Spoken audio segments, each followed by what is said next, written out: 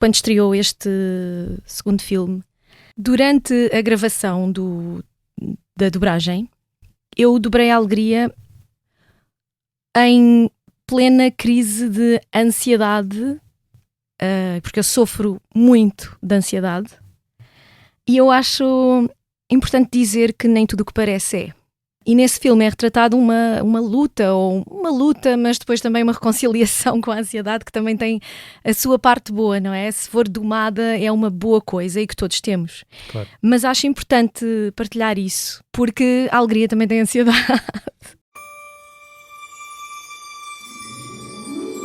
Emoções, segredos, sonhos, desejos, personalidade. Aquilo que nos define, apesar de invisível ao exterior, é tão determinante ou mais do que aquilo que nós conseguimos demonstrar. Riley Anderson é uma jovem comum, com alegrias, tristezas, medos e ansiedades, como qualquer um de nós. O que a diferencia é realmente o facto de nós, do lado de cá, termos acesso àquilo que normalmente está camuflado. Hoje em estúdio temos Luz Fonseca, Riley, e duas das emoções em carne e osso, Carla Garcia, Alegria, e Custódia Galego, Tristeza. O meu nome é Tomás Delfim, era uma voz.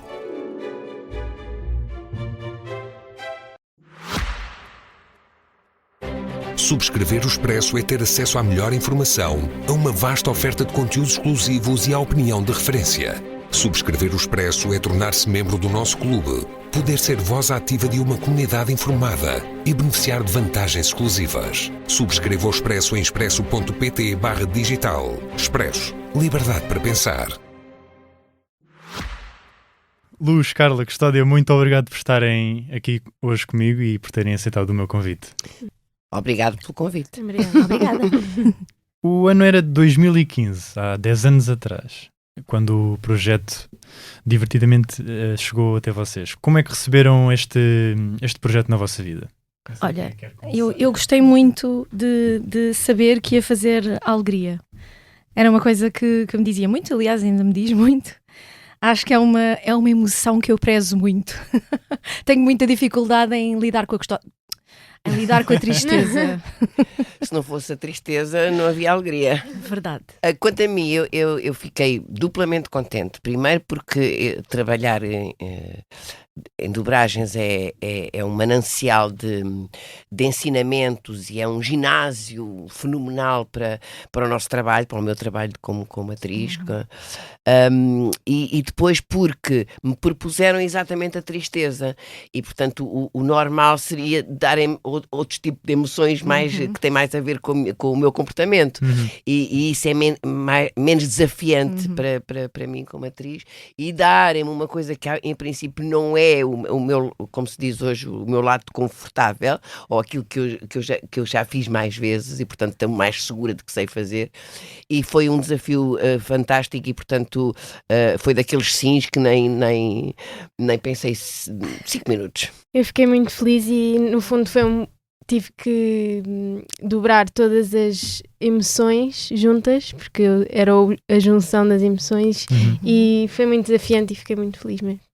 Luz, tu tens uma característica diferente da Carla e da Custódia, que tu, além de fazeres trabalhos como dobradora, também tens que conciliar isso com uma profissão que não tem nada a ver com esta em questão. Neste caso, para quem não sabe, a Luz é enfermeira. É verdade. Como é que consegues... Ainda bem que soube a tempo de se precisar dela. É um plano B. É um plano B. Ou um plano A, depende. Como é que consegues conciliar esses dois mundos tão diferentes? Consigo, porque para mim as dobragens é um segundo trabalho que me dá muita felicidade e é completamente diferente do meu primeiro, que é muito pesado, e as dobragens é como sair, é uma lefada de ar fresco para o meu trabalho normal, e é muito fácil de conciliar. Eu trabalho por turnos, portanto é só uma dança para conseguir conciliar tudo. Sim, do que deve ter sido difícil é enquanto estavas a estudar, se fazias também Sim, a isto. estudar faltava Isso, depois. exatamente. Tu, em 2015, estavas... Em 2015 ainda estava no secundário. secundário. O Divertidamente foi em 2015. Foi há 10 anos. Sim, sim. Nem eu tinha noção disso. Parece que foi há menos, nela. não foi? Exato. Digam-me uma coisa, apesar de todo o trabalho de dobragem, quando o filme saiu realmente, vocês foram vê-lo? Sim. Sim, claro. Claro. Até porque, desculpem, até porque não é que não tenha sido já feito pela Disney outro tipo de. Esta mudança dramatúrgica dos conteúdos das histórias infantis.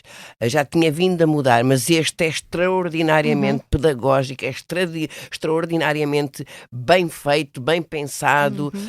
Isto durante o processo de crescimento do ser humano, aquela fase tão difícil, a infância, que é o processo de crescimento, é o que determina todas as tuas experiências, é o que vai determinar o teu comportamento, a tua personalidade, aquilo que tu queres ser, aquilo que tu vais ser como adulto. E, portanto, transmitir assim, eu ia dizer soluções, mas não, transmitir assim o pensar ou ajudar as crianças e os adolescentes a pensarem sobre aquilo que estão a sentir, que antes era e continua a ser uma grande baralhada, um grande puzzle para juntar, mas se nós os virmos, digamos que experienciados por outros, torna-se, nós conhecemos melhor, não é? É mais fácil. E ajuda-nos a conhecer melhor. E, portanto, eu acho esta dramaturgia deste filme genial. Acho mesmo muito, muito, muito bom. E, portanto, é um orgulho ter participado. É um filme que tem várias camadas de entendimento. É um filme que podes ver com os mais novos, os mais velhos, todos tiram qualquer coisa dali, porque no fundo é universal, não é? Toda a gente sente estas coisas. É um filme que abraça todos. Sim. Eu compreendo, como sou muito mais velha e já tive filhos provavelmente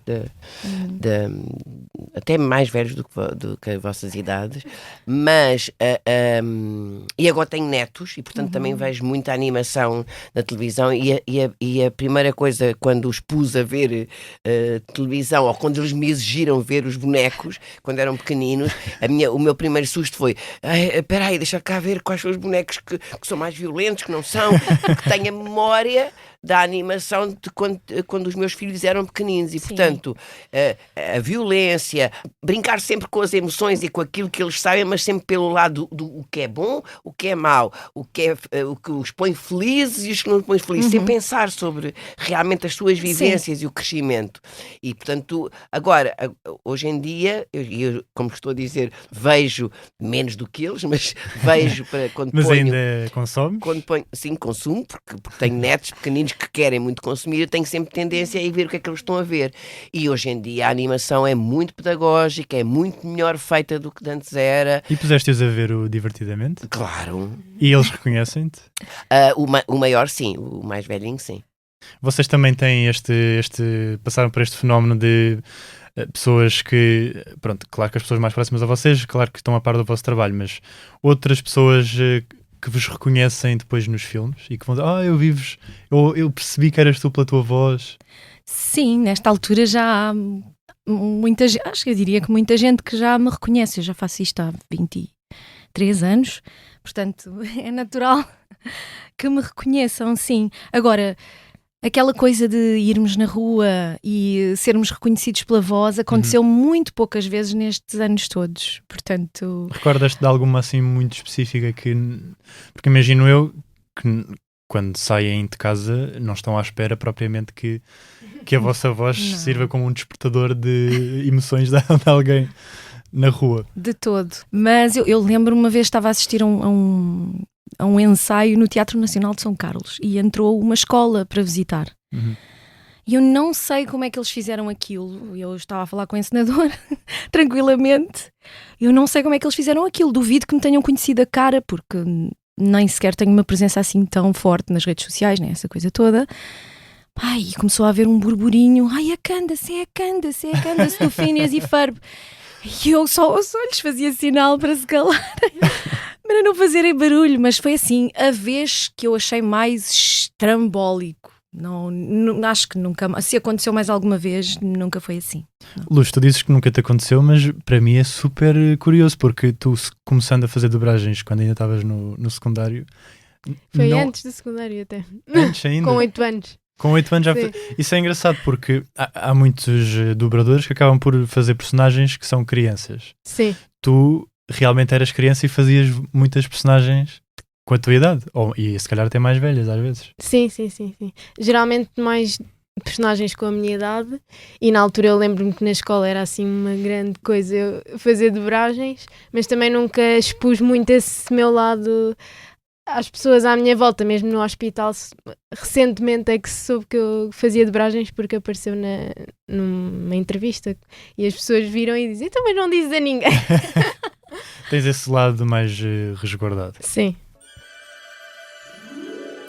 Na nossa primeira rúbrica, nós fazemos uma viagem até outras personagens mais, diria eu, mais icónicas, vocês lá me dirão, que vocês já fizeram. A Carla, como já disseste, fizeste a Candace e é alguém muito, muito que ainda está muito presente na televisão e nos streamings. Além da Candace, fizeste também a Ladybug. Sim, também continua a ser muito presente. É verdade. A Custódia tem uma coisa muito engraçada, que tem 2 avós no currículo de dobragem. E cada vez é de ter mais. Não sei o que é que os diretores de dobragem querem dizer com isto. Querem dizer que aproveitam as idades das pessoas e aproveitam as vozes que têm a ver com as idades das pessoas. É normal. Para quem não está a par, a Custódia fez a avó Tala e a avó Alma, da Vaiana e do Encanto. Pois foi. Da família Madrigal. Isto também são 2 avós muito especiais. Icónicas. São muito especiais. E por falar em Vaiana, temos a própria também aqui em estúdio. Sim. Que também fizeste recentemente a sequela. Sim. Mas o primeiro filme já é há imenso tempo. Mas é depois Divertidamente. É que foi. Alguma destas ou outra que eu se calhar não tenha citado aqui que vocês guardam com um carinho especial? Eu volto a dizer que cada vez tenho gostado mais dos filmes que tenho dobrado. Eu também não sou profissional das dobragens como elas as duas. Elas fazem muitas, não é? Eu faço esporadicamente, conforme me convidam, e não é, digamos, é mais uma vertente da minha profissão. Mas eu tenho vindo a gostar cada vez mais e a ter mais memória das últimas dobragens que tenho feito. Depois tenho, como já sou muito antiga, né? E comecei a fazer isto há muito tempo. Não faço muito, mas já faço há algum tempo. E outro dia cruzei-me com uma espectadora. Ouvinte. Exatamente. Ouvinte que se lembrava da minha voz também. A minha voz não conhecia só pelas dobragens, mas ela fez-me um elogio que para mim faz-me sentir que sirvo para alguma coisa nesta coisa do entretenimento. Parece que é uma coisa superficial, mas que faz-me sentir com alguma importância. E ela disse-me que se lembra de mim quando era pequenina, da minha voz, porque eu gravei umas cassetes da Disney, mas isso há imenso tempo, acho que lindo. Já tinha o meu primeiro filho, que nasceu em 86, e estava grávida do segundo, portanto deve ter sido 90, 91, uma coisa assim, que era, nós gravámos no Porto, nós fazíamos várias personagens, eu fazia várias personagens femininas, alguns homens faziam vários personagens femininos, mas claro que aquela voz nunca é fácil. Sim. A essência da voz é sempre a mesma. E pronto, isto é saber que faço parte do universo de uma pessoa que agora é adulta e que durante a infância ela liga-me à voz que a fez feliz ao ouvir aquelas histórias, é muito gratificante, é muito bom. Eu também recebo muitas mensagens e fico muito, muito feliz. Mensagens de Instagram, pessoas que sofrem de ansiedade, pessoas que sofrem de depressão, essas coisas que agradecem porque porque se sentiram mais felizes ou porque associam a minha voz a qualquer coisa boa ou que as ajuda a levantarem-se quando caem. Isso é sempre muito, muito gratificante. Acho que esse é o sentido, no fundo. Estes produtos de ficção, eu, por exemplo, os melhores elogios que já tive, não foram muitos assim, mas foram para aí 3 ou 4 pessoas que me disseram isto assim, obrigada por me ter feito rir e chorar. Isso é assim, a melhor coisa, é dos não é? melhores elogios que eu tenho. Eu penso no impacto que qualquer coisa que eu faça vai ser espalhado por aí. Isso eu penso muito, mas atualmente não penso muito no que é que isso... durante quanto tempo é que isso vai reverberar? Eu penso no que vai ser agora, em quem vai ouvir agora. Eu acho que elas... De facto, o espetáculo começa e acaba, no caso do teatro, ou no caso, sei lá, do jazz improvisado. Mas aquilo que fica no espectador, ou no ouvinte, neste caso, é talvez aquilo que me interessa mais. Ok. E eu acho que é uma coisa... É a memória também. Essa memória, ou esse impacto, que às vezes não chega sequer a ser memória, é uma coisa que pode, literalmente... mudar vidas. Claro, não sozinho, não é? Mas pode ser um passo para. Nós não sabemos o que é que aquela pessoa está a passar ou que impacto real é que aquele espetáculo de teatro ou aquele filme ou aquele concerto ao vivo podem ter na vida dessa pessoa. E isso, para mim, é muito importante pensar que isso existe. Isso ou seja, é uma componente. O facto de a linguagem artística, seja ela qual for, neste caso estamos a falar do teatro, que é aquela que é evidentemente que acaba no último dia de espetáculo, pode continuar a mudar essas vidas se perdurasse para além das nossas vidas. Eu percebo que tu és mais nova, muito mais nova, e portanto o imediato é o sentir-te ativa e perceberes a emoção e aquilo que tu podes mudar nas pessoas do agora é o que te interessa, como é óbvio, porque quando tu deixares de existir, não te interessa porque deixaste de existir. Agora, pode continuar, não é? Se pudesse ficar como o cinema, não é? Ainda hoje nos emociona filmes que quando foram feitos nós nem sequer éramos nascidos. Portanto, é nesse sentido de ainda perdurar a linguagem artística onde tu participaste, poder perdurar para além de ti.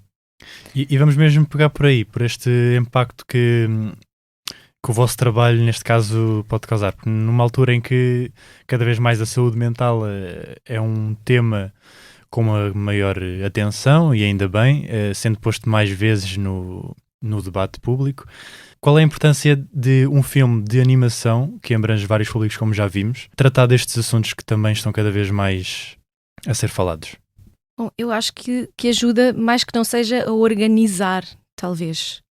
Quando, como a Custódia dizia, quando nós olhamos de fora para aquilo que poderá ser, um esquema da nossa cabeça, das nossas emoções e da maneira como elas funcionam em nós, isso dá-nos alguma visão sobre esse assunto. É como se nos afastássemos e olhássemos para baixo e víssemos esse esquema e se tornasse mais claro. Talvez aí ajude. Eu acho que é importante porque, por exemplo, no caso do primeiro filme, que se trata mais da infância, os pais muitas vezes, normalíssimo, dizem não podes chorar, não podes gritar, não podes... E ali mostra um bocadinho o que é a realidade, porque a vida é mesmo assim. Até mesmo os adultos têm este tipo de emoções e acho que ajuda bastante de uma forma divertida a desconstruir um bocadinho isso. Para mim é muito evidente, volto a dizer que se calhar também tem a ver com a idade, mas como falaste da saúde mental, não é que não haja mais doentes mentais agora do que de antes, sempre houve. Sim. Só que o normalizar aquilo que estava estipulado como uma deficiência nossa ou do doente, e esconder e não falar e achar que nós é que não somos os bem feitos, fazemos as coisas mal feitas, não sentimos bem, na altura, ao normalizar esses, digamos, tabus, esses assuntos tabus, essas doenças tabus, os doentes têm mais abertura e as pessoas, seres humanos que são doentes e que têm essas dificuldades, têm menos vergonha, sentem-se menos mal, menos diminuídos, se puderem falar sobre elas e saberem que não são os únicos a ter aquilo, não são assim tão anormais, não são assim tão diferentes. Sim, pode ser bom começar isso, sendo um filme, um produto que acaba por chegar a pessoas mais crianças e pessoas mais jovens, a cobrar desde aí, a partir logo dessas idades, esse tabu. Exatamente nas idades em que se está a construir um ser humano o mais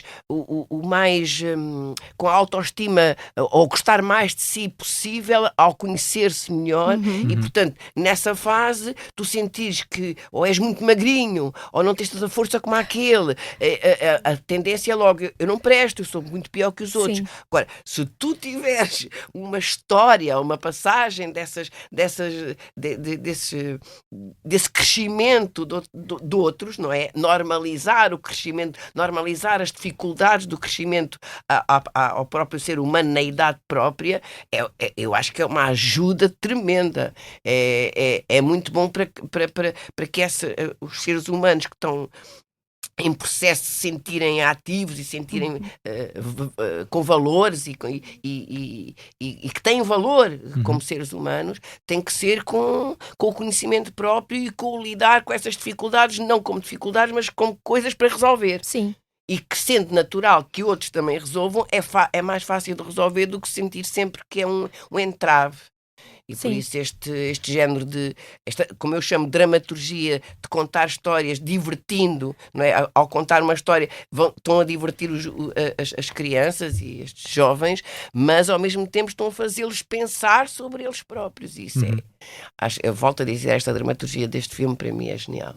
Eu gosto particularmente de falar nesse assunto da saúde mental e quando estreou este segundo filme, eu falei sobre isto a alguém que me entrevistou e acho importante, desculpem, que é durante a gravação da dobragem, eu dobrei a Alegria em plena crise de ansiedade, porque eu sofro muito de ansiedade e eu acho importante dizer que nem tudo o que parece é. E nesse filme é retratado uma luta, mas depois também uma reconciliação com a ansiedade, que também tem a sua parte boa, não é? Se for domada é uma boa coisa e que todos temos. Claro. Mas acho importante partilhar isso, porque a Alegria também tem ansiedade. Eu acho que Eu, por exemplo, agora gosto disso. a possibilidade dos infantis e dos adolescentes reconhecerem essas emoções, porque às vezes nem as reconhecem. Não. Aquilo que sentem como ansiedade é só uma coisa que os faz sofrer e quase que não deixa respirar, mas se perceber para que é que ela serve e que é bom que haja. Pronto, pode ser metade do caminho resolvido. É verdade. E que podemos, de facto, domá-la para que ela nos seja útil. Se formos capazes, não é? Mas sim. Havemos de ser. Sim, mas lá está. Se não a conhecêssemos, se os jovens não a reconhecem como uma emoção, é mais difícil de domar. Vá lá, não a veem de fora, como eu dizia há pouco. É agir porque isto faz com que eles consigam colocar em perspectiva, exatamente, obrigada. Colocar em perspectiva e ter um acesso mais tranquilo àquilo que se passa na cabeça deles. Eu acho que para mim esse ponto é o mais importante deste filme, da maneira como foi escrito. Como estavas agora a falar do segundo filme, aproveito para perguntar como é que foi agora voltar, portanto, quase 10 anos depois, ao universo. Como é que é o trabalho que vocês fazem de recuperação de tons e da voz porque já fizeram há um espaço enorme, um espaço temporal enorme entre o primeiro e o segundo filme? Olha, geralmente também me acontece como o que acontece à Custódia. Acontece-me não me lembrar de todo. Mas quando são filmes, longas-metragens, geralmente eu lembro-me. O que eu faço é fazer o mesmo caminho, ou seja, eu ouço o original e daí vou para aquilo que fiz. É quase como se o corpo tivesse essa memória, não sei. Eu, no meu caso, quando gravei, a Riley era mais pequena, estava numa fase de infância e agora estava adolescente. Pronto, tive que mudar um bocadinho a voz, não é? Mas foi um filme que ficou tão presente em mim que parece que já estava como é que eu ia dizer? Quase que já estava integrado Exato, em ti. em mim, sim. Em relação a. Eu só tenho dificuldade realmente é na voz, mas por causa das minhas ferramentas de trabalho e a maneira como eu uso as ferramentas de trabalho, eu não preciso de ir à a dramaturgia que eu fiz de análise desta personagem, que me fez ter este ritmo de voz e ter este tom de voz, também ouvindo o original, mas aquilo que. A transmissão da emoção da tristeza através da minha voz está baseado numa análise da dramaturgia desta personagem. Portanto, isso fica, não me esqueço nunca. Agora, os decibéis, a melodia da voz que eu encontrei ao estudar essa dramaturgia da personagem na construção, esqueço-me porque... Mas lembras-te do processo e isso é que interessa mais. Exatamente. Esse não preciso de ir. Portanto, só precisei dizer deixa-me ouvir o que é mais a melodia, os decibéis, o tom, porque depois a forma, a maneira como eu falo, isto não me esqueço. Pois é, a tristeza vem ao de cima. Faz parte da construção da personagem, não é? Portanto, não me vou esquecer.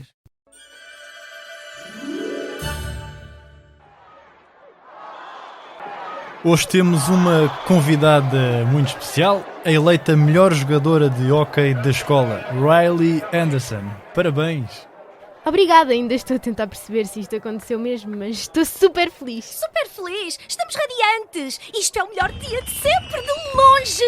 Ou talvez o ponto alto antes de tudo começar a correr mal. Diz-nos, Riley, quando ouviste o teu nome, o que é que sentiste? Foi surreal. O treinador chamou e por um segundo pensei que tinha ouvido mal. Mas não ouvimos mal! Vitória épica! Também pensei que fosse engano. Ainda bem que não era. Seria tão embaraçoso. Mas depois vi os meus colegas a aplaudir e foi tipo um calor por dentro. Não sei explicar, foi mesmo bom. E tu, certamente tens trabalhado muito para chegar aqui. O que é que te motiva? A equipa. Não é só sobre marcar golos e ganhar jogos. É sobre estarmos juntas, sabermos que podemos confiar umas nas outras. Ai, que orgulho! Ela está a brilhar tanto! É a nossa miúda! Espero que ela não esteja a dizer isto só porque tem medo de desiludir os outros. Riley, diz-me uma coisa, estamos quase a terminar o nosso tempo. Como é que tu lidas com a pressão, com os treinos e com as derrotas? Nem sempre é fácil. Já chorei no balneário, já tive dias em que quis desistir, mas percebi que isso faz parte. Finalmente, alguém reconhece o valor de um bom choro no balneário. E depois levantámo-nos como campeãs, com lanchinhos energéticos e pensamento positivo. Nada nos para. Agora sei que ser forte não é ganhar sempre, é continuar, mesmo quando custa. Muito bem dito. Última pergunta. Que conselho é que tu dás a outras atletas que sonham chegar onde tu chegaste? Não tenham medo de errar. Errem, aprendam e continuem. E joguem com o coração, isso faz toda a diferença. Esta é a nossa campeã! Boa, Riley! Estou tão orgulhosa e ligeiramente emocionada.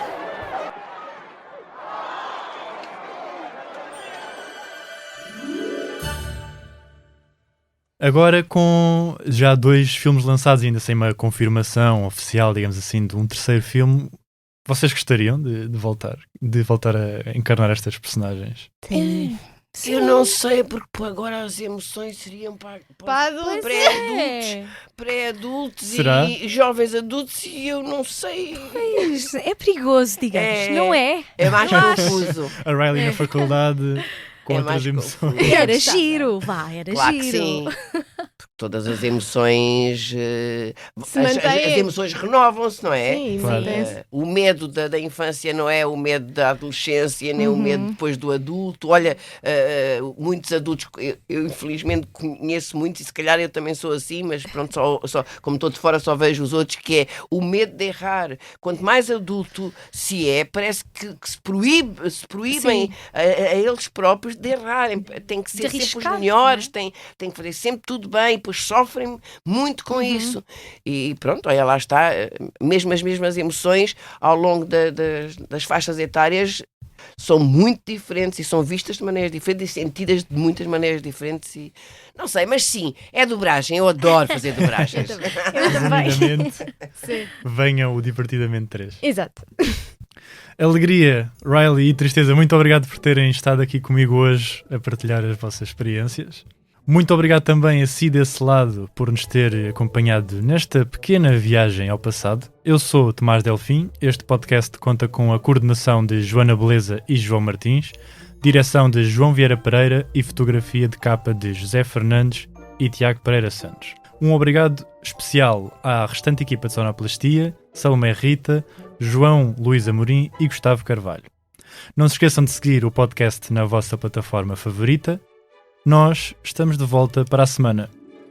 Era uma voz e continuará a ser.